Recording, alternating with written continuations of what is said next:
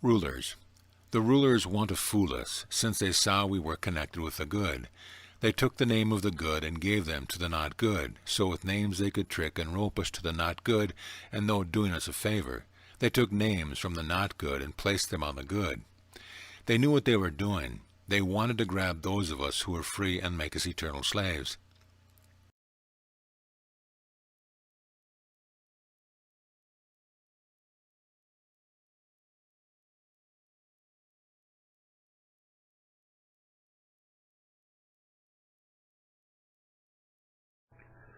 Okay, this is a follow-up to the fraud that was perpetrated against you by your live birth certificate, by having a last name being attached to that document.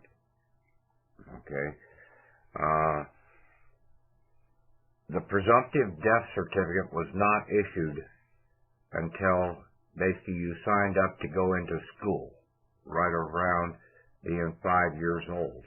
You will find that time identified in 22 CFR 72, Section 6. And that basically, at that point in time, it was a counselor that the Consulate Department of the United States of America, basically they were the ones that issued that presumptive death certificate, because the local authorities had stated that you were running around using a last name, so you were essentially dead. See, when you signed up to go to school at the age of 5, you signed up with a last name, so you were declaring yourself dead. It was done by the consulate. You have to go to the Bureau of Consular Affairs, U.S. Department of State. That is for the United States of America. That is for the land.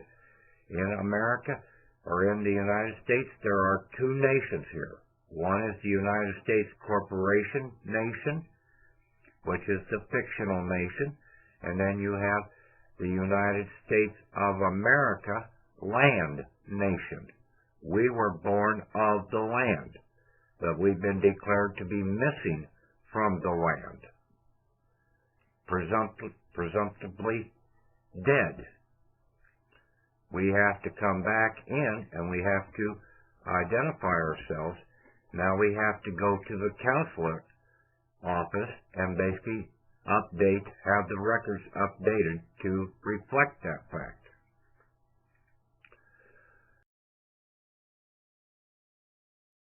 You run around with that last name and you are declaring yourself to be dead.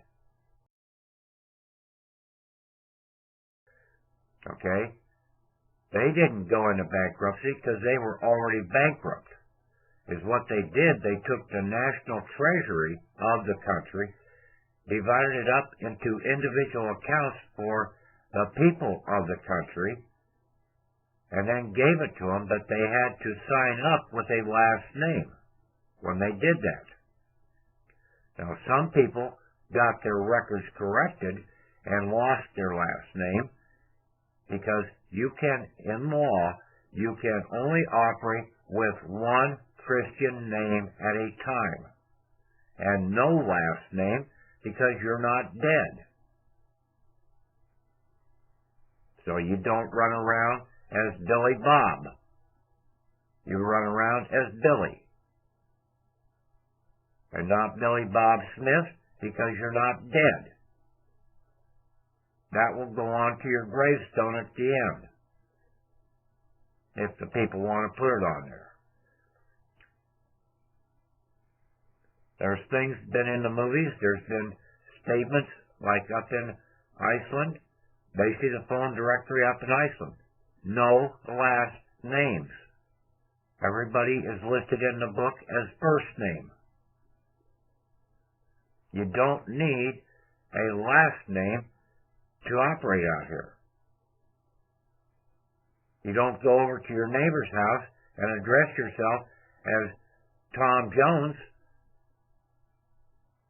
You address yourself as Tom, Bob, Mary, Lucy, Alice, whatever. First name, one name. One name at a time. This goes all the way back to Abraham in the Bible. Abraham, Moses, Daniel, Isaiah, Job, Jeremiah, Jesus. One name.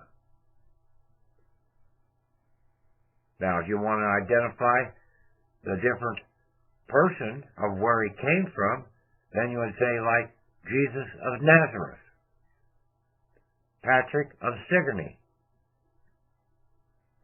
or Patrick of North of Town, Sigourney, but no last name. We have to go and we put our affidavit. You should go and get a doctor's statement, an MD, stating that you are alive. I went down and got one Friday, a physical, and basically got a doctor to basically say that he saw me and that basically he has stated that I am alive and therefore all presumptions of death are voided. Now I need to send that to the counselor for the United States of America and have them have the records corrected. You do not need a last name out here on these documents. Your Social Security account, the same way. You remove the last name. You do an affidavit. All you need to do for a change of name is state what the name was previously, what the new name is, and basically why, and you're coming in under an affidavit, putting it into that Social Security Administration, telling them to change the name. You have the right to change your name on that. Because you're not dead. They can only go after the dead.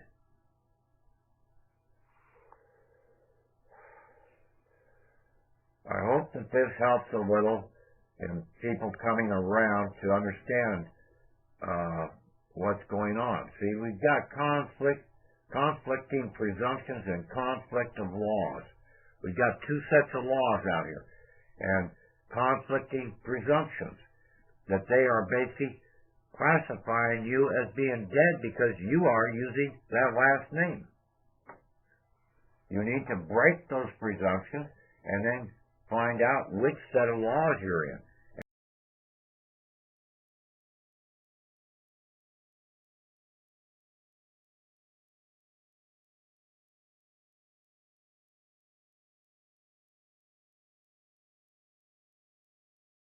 Many things about the baptismal name. Let me draw another picture. If anybody has a pen and paper, you need to do this.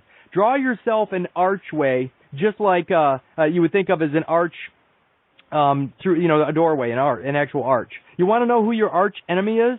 I know there's a lot of wordplay here, but that's all this is. All the words are just spells that bind you. You're spellbound, for crying out loud. Here it goes.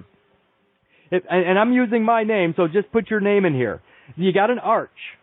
On the left side of the arch, let's say at about 10 o'clock up there where it starts to make the curve, put in your given name, in my case, Kurtis. On the right side at about 2 o'clock, you put in the surname or family name, Kallenbach. Well, here's what's interesting about this. Perfectly at 12 o'clock, make yourself a pie shape or a pizza shape cornerstone or keystone. Well, here it's a keystone. It's not a cornerstone, but it's a keystone. And put the middle name or initial into that keystone. What is that thing? What is that keystone? Okay, got it. This is going to get hard and fast with people, so pay attention. Key, Greek letter shaped like an X. You have chi rho, which is Rome. rho being spirit breath, and the key, which is a double cross. When you put an X in the mirror, it is the opposite, right? But think of it in terms of the key stone or the life stone. Ki, chi, in Asian is life, right? So I just want to make sure that people are listening and seeing outside of the box here, and how critical listening to Phoenician law and what it's all about. This is unbelievable. Keep going, Kurt. Keep going. And I want to build on what you said before I finish up. The X, the Greek X, is also, I mean, it's chi as well, and that's the vital essence. That's called vital. And also the X, which is this is all going to fit together, folks. Just hang in there. The X itself, the St. Andrew's X or cross, is actually the sigil of Spain. I mean, when you look at the Spanish flag, the Spanish Empire, it's the red St. Andrew's cross, and so just keep all this in mind as I keep going. So where was I? I was talking about the arch. I'm drawing a picture of you for you're gonna finally see who your arch enemy is. So I have Kurtis on the left, Kallenbach on the right, and in my pie shape at 12 o'clock that cuts right in the middle of this.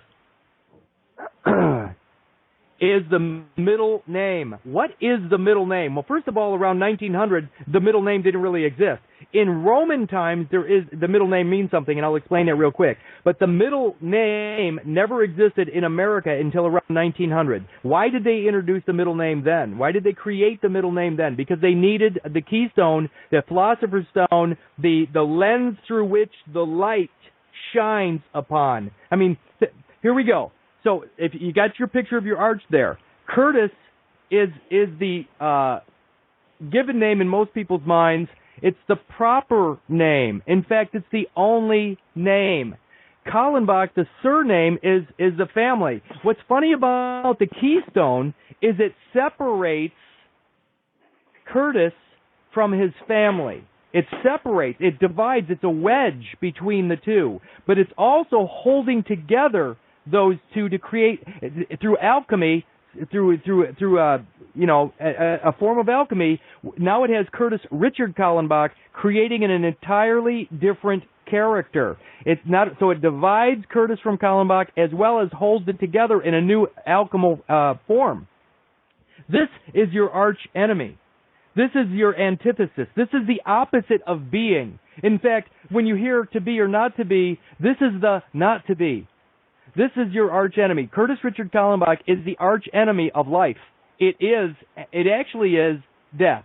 In fact, if you think of the arch, it's the same damn shape as a tombstone. So take Kurtis Richard Kallenbach off the top of that arch and put it in all caps on it, and you got yourself your tombstone. Kurtis Richard Kallenbach is the dead entity. It has nothing to do with me.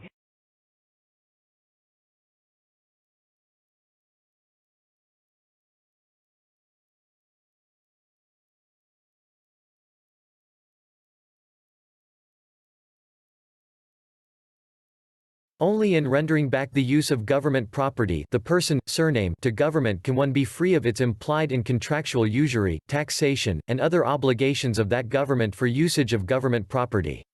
The surname and social security number are examples of government property used by men against God and nature that should be rendered back to Caesar. Surname, N. L. Super and nomen.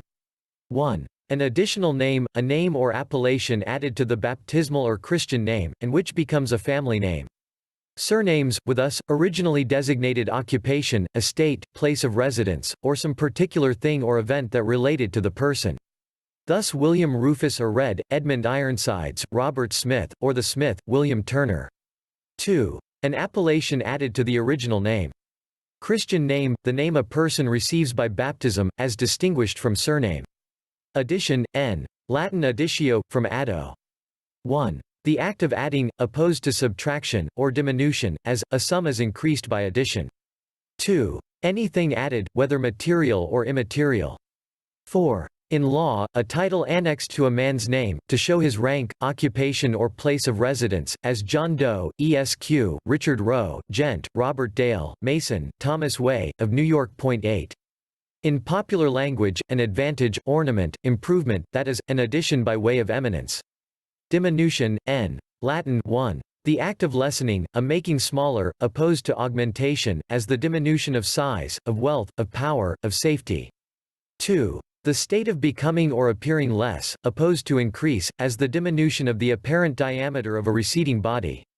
3. Discredit, loss of dignity, degradation. 4. Deprivation of dignity, a lessening of estimation. Note, a surname is an addition, meaning it is a fiction added to the given name. This combination makes the person. The addition of the surname is actually a diminution from God's natural law. To appear as less refers to standing in a courtroom as a status in the legal society.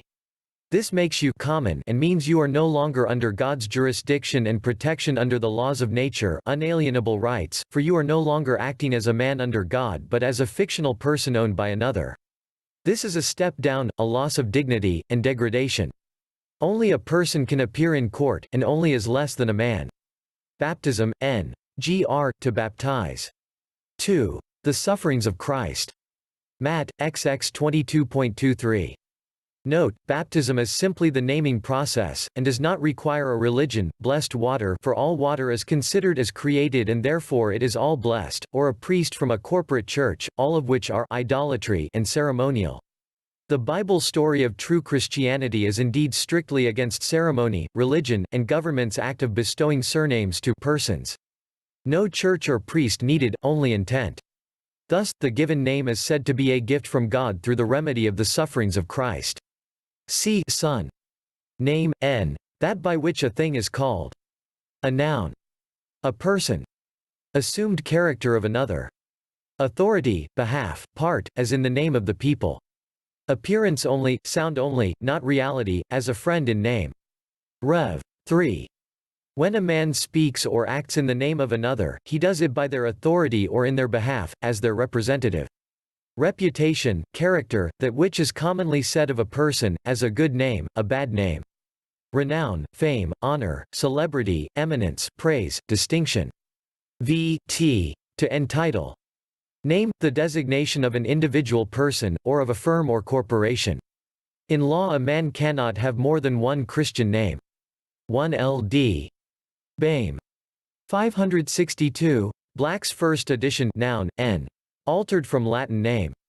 In grammar, a name, that sound or combination of sounds by which a thing is called, whether material or immaterial. See name. Note, the legal language is composed mostly of nouns, the names of persons, places, and things, which are all artificial legal titles of actual things. A name as a noun is not natural, for it is always of the hands of man. It is strictly a legal definition in acknowledgement of those persons, places, and things. However, in the legal realm the given name or Christian name, first name, is considered a gift from God, a natural and unalienable right unnameable in legal fiction.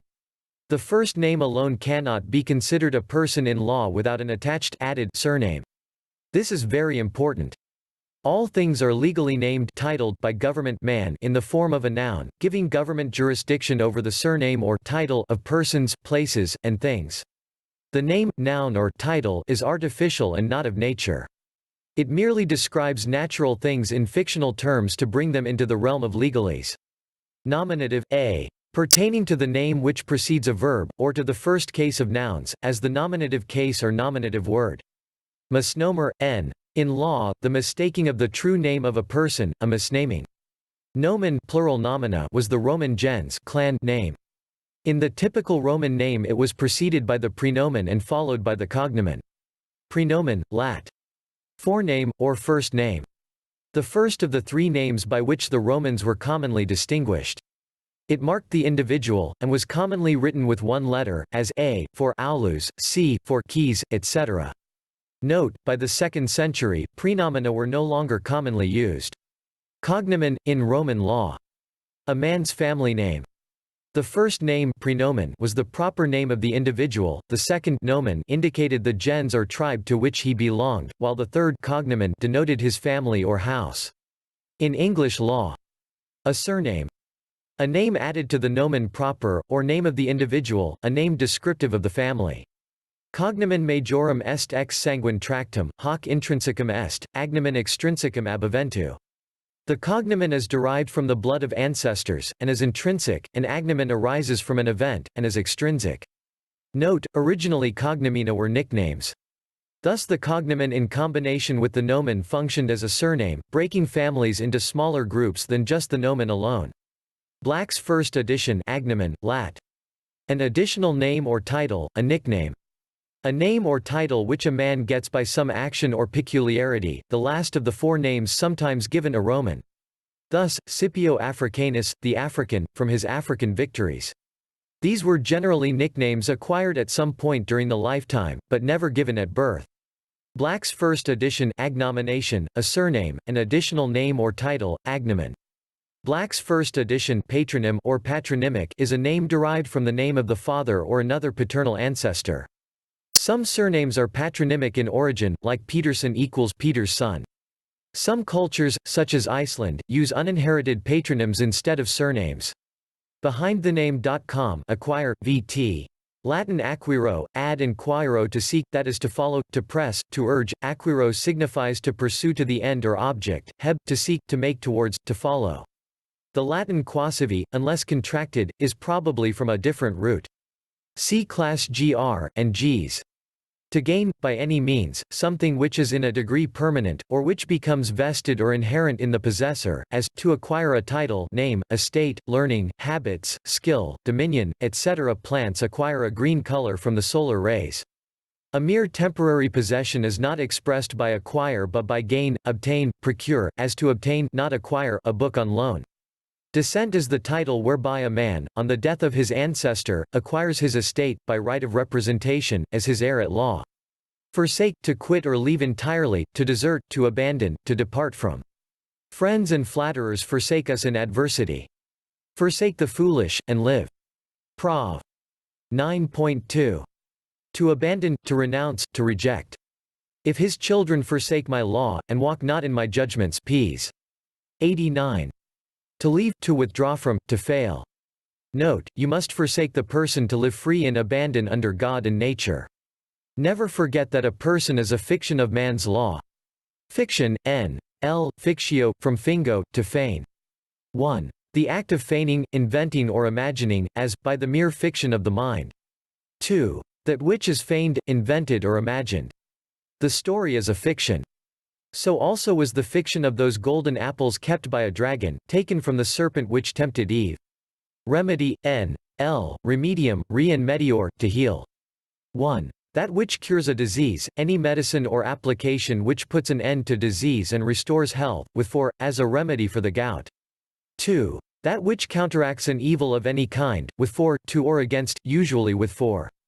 Civil government is the remedy for the evils of natural liberty, and thus the opposite must be true. 3. That which cures uneasiness. 4. That which repairs loss or disaster, reparation.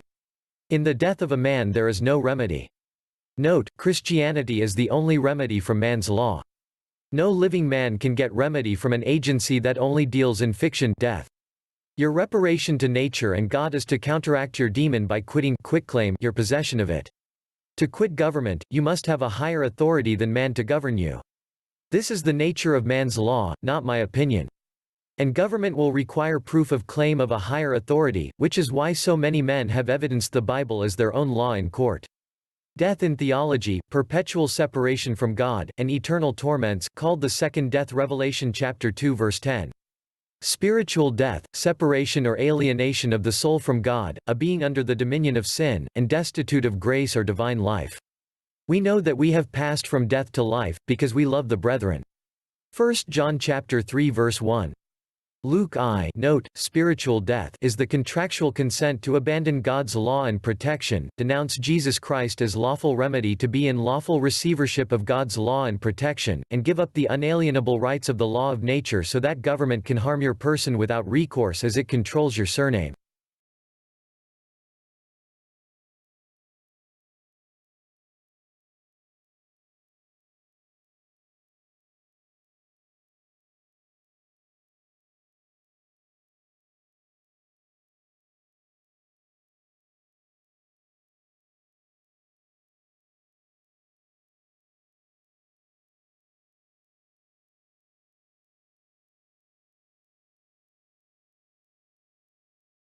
Nothing you're going to hear is legal advice. And the reason it's not legal advice is what these words mean when we hear the words attorney, barrister, in a moment, lawyer, and the art. I want to start here because frequently you hear when people talk on radio or they speak about the law, they say, oh, it's not legal advice. Let's start, because this is actually very interesting as to the origin of these words. Attorney. The word attorney, attornment, from the 16th century, combined with the Latin word at, to, and torno, turn, round off, means to consent implicitly or explicitly to a transfer of right. In other words, the attorney is there to prove that you have given up your rights. So I'm definitely not here to get you to give up your rights. I'm not an attorney. What about a barrister? The word barrister is from the late 16th century, combined with the Latin word baro, which means dunce, incompetent, sto or stare, to stand firm, to be in position. So barrister means literally to stand, represent a dunce or an incompetent. Well, I'm not here to stand before you and accuse any of you of being dunce or incompetent, so I'm certainly not a barrister. Am I a lawyer? Well, the word lawyer is from the 16th century, combining the Latin word la or lares, customary law, and luro, lurare, to swear, take an oath, to conspire, meaning literally one who has sworn an oath to customary law of the private guild. In other words, sworn an oath to lie. That's a lawyer. A lawyer is one who has sworn an oath to lie, a pathological liar. That's their sworn oath. Well, I'm not here to be a pathological liar. I'm certainly not a lawyer. And just in case there's any misunderstanding, the art of law. Am I practicing law?